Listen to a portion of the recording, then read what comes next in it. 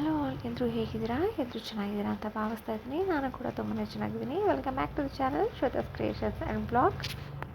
So ಇವಾಗ ಕಾರ್ತಿಕ ಮಾಸ ಶುರು ಆಗಿರೋದ್ರಿಂದ ಎಲ್ಲರ ಮನೆಗಳಲ್ಲೂ ಕೂಡ ದೀಪ ಹಚ್ಚೋದು ತುಂಬಾ ವಿಶೇಷ ಅಂತಲೇ ಹೇಳ್ಬೋದು. ದೀಪಾವಳಿ ಆದ ಒಂದು ತಿಂಗಳ ನಂತರ ಎಲ್ಲರೂ ಮನೆಗಳಲ್ಲೂ ದೀಪನ ಹಾಕ್ತಾರೆ. ನಾನು ಸ್ವಲ್ಪ ಏನಾದರೂ ಡಿಫ್ರೆಂಟಾಗಿ ಮಾಡೋಣ ಅಂತೇಳಿ ಈ ರೀತಿಯ ದೀಪಗಳನ್ನ ಕೂಡ ಪ್ಲ್ಯಾನ್ ಮಾಡಿದ್ದೆ. ಸೊ ನಿಮಗೂ ಕೂಡ ಗೊತ್ತಿರುತ್ತೆ ಅಂತ ಅಂದ್ಕೊಂಡಿದ್ದೀನಿ. ಇಲ್ಲ ಅಂದರೆ ಇದನ್ನು ಹೇಗೆಲ್ಲ ರೆಡಿ ಮಾಡ್ಬೋದು ಅನ್ನೋದು ಕೂಡ ನಾನು ವೀಡಿಯೋ ಮಾಡಿದ್ದೀನಿ. ಸೊ ಇದನ್ನು ಕೂಡ ನೀವು ಚೆಕ್ ಮಾಡ್ಬೋದು. ಯಾಕೆ ಅಂತಂದರೆ ಈ ರೀತಿ ದೀಪ ಹಚ್ಚೋದ್ರಿಂದ ಒಂಥರ ಫ್ರಾಗ್ರೆನ್ಸ್ ಕೂಡ ತುಂಬಾ ಚೆನ್ನಾಗಿರುತ್ತೆ. ಹಾಗೆ ಮನೆಯಲ್ಲಿ ಒಂಥರ ಪಾಸಿಟಿವ್ ಎನರ್ಜಿ ಅಂತಲೂ ಇರುತ್ತೆ. ಸೊ ಹಾಗೆ ಇದು ನೀರಿನಲ್ಲಿ ಮಾಡಿರುವಂತಹ ಒಂದು ದೀಪ ಇದು. ಆ್ಯಕ್ಚುಲಿ ತುಂಬ ಹೊತ್ತು ಅಂದರೆ ತುಂಬ ಹೊತ್ತು ಉರಿಯುತ್ತೆ. ನಾರ್ಮಲಾಗಿ ನಾವು ಏನು ದೀಪ ಹಚ್ತೀವಲ್ಲ ಅದಕ್ಕಿಂತ ತುಂಬಾ ಡಿಫ್ರೆಂಟ್ ಆಗಿತ್ತು. ಸೊ ಇದೇನಾದರೂ ಬೇಕಂತಂದರೆ ನಾನು ಆಲ್ರೆಡಿ ನನ್ನ ಚಾನಲಲ್ಲಿ ನಾನು ಅಪ್ಲೋಡ್ ಮಾಡಿದ್ದೀನಿ, ಹೋಗಿ ಒಂದ್ಸರಿ ಚೆಕ್ ಮಾಡ್ಕೊಬೋದು.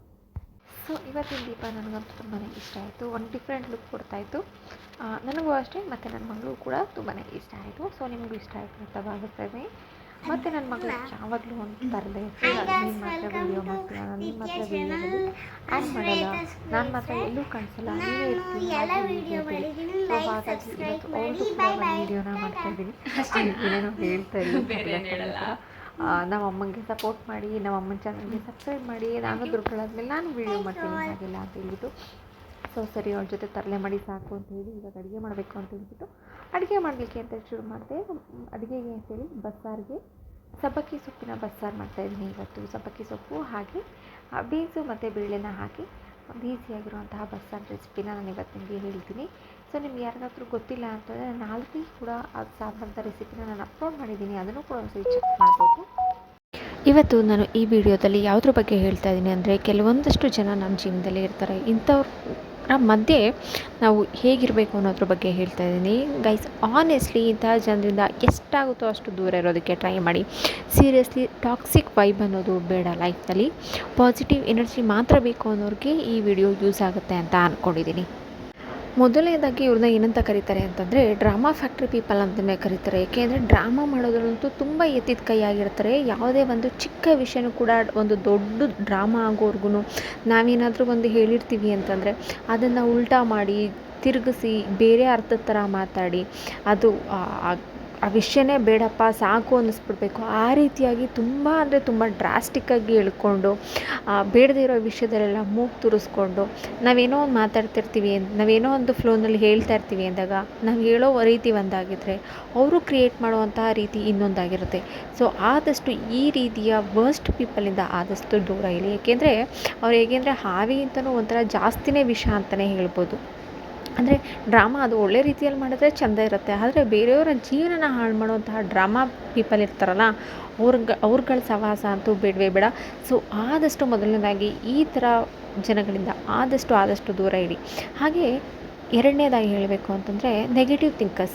ಅಂದರೆ ನಾವು ನೆಗೆಟಿವ್ ಥಿಂಕರ್ಸ್ ಅವ್ರ ಜೀವನದಲ್ಲಿ ಆಗಿರೋದಿಲ್ಲ, ಆದರೆ ಬೇರೆ ಯಾರಾದರೂ ಏನಾದರೂ ಹೇಳ್ತಿದ್ದಾರೆ, ಯಾರಾದರೂ ಮಾಡ್ತಿದ್ದಾರೆ ಅಂತಂದರೆ ಅದನ್ನ ನೆಗೆಟಿವ್ ಆಗಿ ಹೇಳೋದು. ಏಕೆಂದರೆ ಇವರು ಕೂಡ ಉದ್ದಾರಾಗಿ ಬೇರೆಯವ್ರನ್ನೂ ಕೂಡ ಉದ್ದಾರ ಮಾಡಲಿಕ್ಕೆ ಬಿಡೋದಿಲ್ಲ. ಇವಾಗ ನಾವೇನಾದರೂ ಕೆಲಸ ಮಾಡೋದಾಗಿ ಹೇಳೋದಾದರೆ ಮಾಡ್ಕೊತೀವಿ, ಬಿಸ್ನೆಸ್ ಮಾಡ್ತೀವಿ, ಫೇಕ್ ಆಗಿರುವಂಥದ್ದು ಏನಾದರೂ ಕಲಿತೀವಿ, ಫ್ರೆಂಡಲ್ಲಿ ಮಾತಾಡ್ತಾರೆ, ಎಲ್ಲಾದರೂ ಬಿಸ್ನೆಸ್ ಇಲ್ಲ ನಮ್ಮ ಕಡೆಯವರೊಬ್ಬರಿಗೆ ಬರಬಾರ್ದು ಅಂತ ನಮ್ಮನ್ನ ಆ ಥರ ಮಾಡಿ ಹಾಗಾಯಿತು. ಆದರೆ ನಾವೇ ಮಾಡಬೇಕು ಬಗ್ಗೆ ಅನ್ಕೊಂಡಿದ್ದೀವಲ್ಲ ಅದನ್ನು ಮಾಡಲೇಬಾರ್ದು. ಅಲ್ಲಿ ಹೋದಾಗ ಖರ್ಚು ಮಾಡಲ್ಲ, ಇಲ್ಲಿ ಹೋದಾಗ ಉಲ್ಟಾ ಪಲ್ಟಾ ಮಾಡಿಬಿಡ್ತಾರೆ. ಮತ್ತು ನಮ್ಮ ಮನಸ್ಸು ನಾವು ಬೇಡ ಅಂತ ಬಿಟ್ಬಿಡ್ಬೇಕು. ಅಲ್ಲಿವರೆಗೂ ಅವ್ರಿಗೆ ಸಮಾಧಾನನೇ ಇರುತ್ತಾರೆ. ಸೊ ಆದರೆ ನಮ್ಮ ಎದುರು ಒಂಥರ ಇರ್ತಾರೆ. ಯಾಕೆಂದರೆ ಅವ್ರಿಗೆ ಯಾರನ್ನೂ ಕೂಡ ಬೆಳೆಯೋದಾಗಿ ಈ ರೀತಿಯಾಗಿ ಬೆಳವಣಿಗೆಗಳನ್ನಾಗಿರಲಿ ನಿಜವಾಗ್ಲಿಕ್ಕೆ ಸಾಧ್ಯ ಇರೋದಿಲ್ಲ. ಸೊ ಹಾಗಾಗಿ ಈ ಥರದ ಫ್ರೆಂಡ್ಸ್ ಇಲ್ಲ ಅಂದರೂ ಕೂಡ ಜೀವನದಿಂದ ದೂರ ಇರ್ಬೋದು. ಇಲ್ಲ ನಮಗೆ ಸಿಕ್ಕಿರುವಂತಹ 1-2 ಫ್ರೆಂಡ್ಸ್ ಅಂದರೆ ಊರು ತುಂಬ ಫ್ರೆಂಡ್ ಮಾಡ್ಕೊಳ್ಳೋದಕ್ಕಿಂತ ಇರೋ 2 ಫ್ರೆಂಡ್ಸ್ ಕಷ್ಟಕ್ಕೆ ಅಂತ ಕಾಲ್ ಮಾಡಿದ್ರೆ ನಮಗೆ ಹೆಲ್ಪ್ ಮಾಡಬೇಕು. ಹೆಲ್ಪ್ ಮಾಡಲಿಕ್ಕೆ ಆಗಲಿಲ್ಲ ಅಂತಂದರೂ ಒಂದು ಮನಸ್ಸಿಗೆ ಒಂದು ಧೈರ್ಯ ತುಂಬುವಂತಹ ಫ್ರೆಂಡ್ಸ್ ಇದ್ದರೆ ಸಾಕಾಗುತ್ತೆ. ಈ ರೀತಿಯ ಫೇಕ್ ಫ್ರೆಂಡ್ಸ್ ಆಗಿರ್ಬೋದು, ಈ ರೀತಿಯ ಫ್ರೆಂಡ್ಸ್ ಸ್ಮೈಲಲ್ಲಿ ಮೋಸ ಮಾಡೋದು, ಏನೋ ಸೆಲ್ಫಿನ ಅದ್ರಲ್ಲಿ ಹಾಕ್ಕೊಂಡು ಇದ್ರಲ್ಲಿ ಹಾಕ್ಕೊಂಡು ಸ್ಟೇಟಸ್ ಹಾಕ್ಕೊಂಡು ಶೋ ಆಫ್ ಮಾಡೋದ್ರೆ ಯಾವಾಗಲೂ ಜೆಲಸ್ ಫೀಲ್ ಮಾಡಿ ಅದು ಏನೇ ಒಂದು ಡ್ರೆಸ್ ಹಾಕೊಂಡಿರಲಿ, ಇಲ್ಲ ನಾವೇನಾದರೂ ಸ್ವಲ್ಪ ಚೆನ್ನಾಗಿ ಕಾಣಿಸ್ತಾ ಇಲ್ಲ ಯಾವ್ದಾದ್ರು ಜಾಬ್ ಸಿಕ್ತು, ಆದರೆ ನಮಗೇನಾದ್ರು ಜಾಬ್ ಪ್ರಮೋಷನ್ ಆಯಿತು, ನಾವು ಕೂಡ ಏನಾದ್ರು ಆಗಿ ಅವರು ಕೂಡ ಚೆನ್ನಾಗಿ ಅವ್ರಿಗೆ ಅದನ್ನ ನೋಡಿ ಸಹಿಸ್ಕೊಳ್ಳೋಕ್ಕಾಗೋದಿಲ್ಲ. ಸೊ ಹಾಗಾಗಿ ಏನಾದರೂ ಒಂದು ಜೆಲಸ್ ಫೀಲ್ ಮಾಡ್ತಾನೆ ಇರ್ತಾರೆ. ಇಲ್ಲ ಕಂಪೇರ್ ಮಾಡ್ತಾರೆ, ಮಾಡಲೇಬೇಕಲ್ಲ ನಿನಗಿಂತ ಜಾಸ್ತಿ ಅವರಿಗೆ ರೆಸ್ಪೆಕ್ಟ್ ಮಾಡಲೇಬೇಕು, ಜಾಸ್ತಿ ಅವ್ರು ತಗೊಂಡಿದ್ದಾರೆ, ನಿನಗಿಂತ ಜಾಸ್ತಿ ಅವ್ರು ಕೆಟ್ಟದಾಗಿ ಬಿಹೇವ್ ಮಾಡಿದ್ರೆ ನಾವು ಖುಷಿಯಾಗಿರುವಂಥ ಜಲಸಿ ಹಾಳು ಮಾಡಬೇಕು ಅದನ್ನ ಬೇರೆಯವ್ರ ಜನ ಕಂಪೇರ್ ಮಾಡ್ಕೊಂಡು ಡೇಂಜರ್ ಅಂತ ಹೇಳಲಿಕ್ಕೆ ಇಷ್ಟಪಡ್ತೀನಿ. ಇಲ್ಲ ನಿನಗಿಂತ ಜಾಸ್ತಿ ಈ ರೀತಿಯ ಜಲಸಿರೋ ಆದಷ್ಟು ಏನಾದರೂ ಆಗಿರ್ಬೋದು ಈ ರೀತಿ ನೀನೇನು ಮಾಡಿದ್ರು ಕೂಡ ಕಂಪೇರ್ ಮಾಡ್ತಾರೆ, ನೀನು ಏನು ತೊಗೊಂಡಿದ್ರು ಕೂಡ ಕಂಪೇರ್ ಮಾಡ್ತಾರೆ, ಅದು ನೋಡಿ ಸಹಿಸ್ಕೊಳ್ಳಿಕ್ಕೆ ಆಗೋದಿಲ್ಲ, ಏನೋ ಒಂಥರ.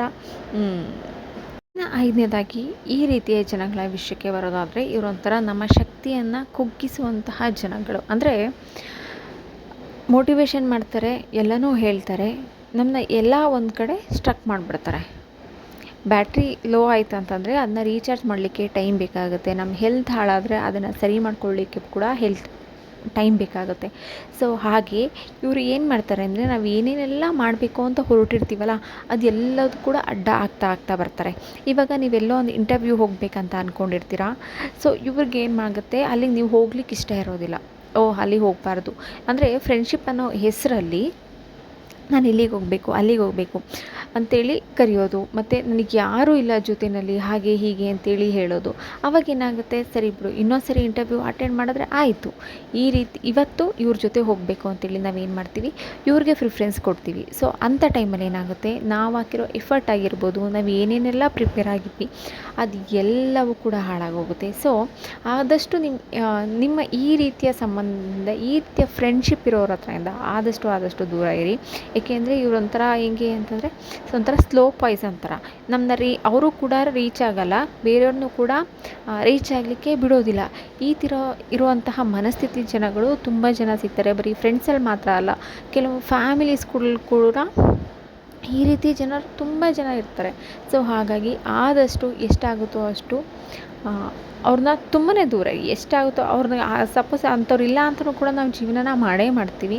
ಅಟ್ಲೀಸ್ಟ್ ಯಾರೆಲ್ಲ ನಿಮಗೆ ಫ್ರೆಂಡ್ಶಿಪ್ಗೆ ಸಪೋರ್ಟ್ ಮಾಡ್ತಾರೆ, ಇಲ್ಲ ನಿಮ್ಮ ಜೊತೆ ಹಾನೆಸ್ಟ್ ಆಗಿರ್ತಾರೆ, ನಿಮ್ಮ ಎಲ್ಲ ಕಷ್ಟಗಳಿಗೆ ರೆಸ್ಪಾನ್ಸ್ ಮಾಡ್ತಾರೆ, ಸೊ ಅಂಥವ್ರನ್ನ ಫ್ರೆಂಡ್ಶಿಪ್ನ ಉಳಿಸ್ಕೊಳ್ಳಿಕ್ಕೆ ಟ್ರೈ ಮಾಡಿ. ಏಕೆಂದರೆ ಇವಾಗಿನ ಕಾಲದಲ್ಲಿ ದುಡ್ಡು ಬೇಕಾದರೂ ಸಿಗುತ್ತೆ, ಆದರೆ ಒಳ್ಳೆಯ ಫ್ರೆಂಡ್ಶಿಪ್ ಹಾಗೆ ಒಳ್ಳೆಯ ಮನಸ್ಸಿರುವಂಥ ಜನಗಳು ಸಿಗೋದು ತುಂಬ ಕಷ್ಟ ಇರುತ್ತೆ. ಸೊ ಹಾಗಾಗಿ ನಿಮ್ಮನ್ನ ಯಾರು ಗ್ರೋ ಆಗಲಿಕ್ಕೆ ಟ್ರೈ ಮಾಡ್ತಾ ಇರ್ತಾರೆ, ಅಟ್ಲೀಸ್ಟು ಬೇರೆ ಗಾಸಿಪ್ನ ಮಾತಾಡೋದಕ್ಕಿಂತ ಈಗ ನಿಮ್ಗಳ ಬಗ್ಗೆನೇ ನೀವು ಏನು ಮಾಡಬೇಕು ಅಂತ ಮಾತಾಡುವಂಥ ಜನಗಳನ್ನ ನೀವು ಫ್ರೆಂಡ್ಶಿಪ್ ಮಾಡ್ಕೊಳ್ಳಿ.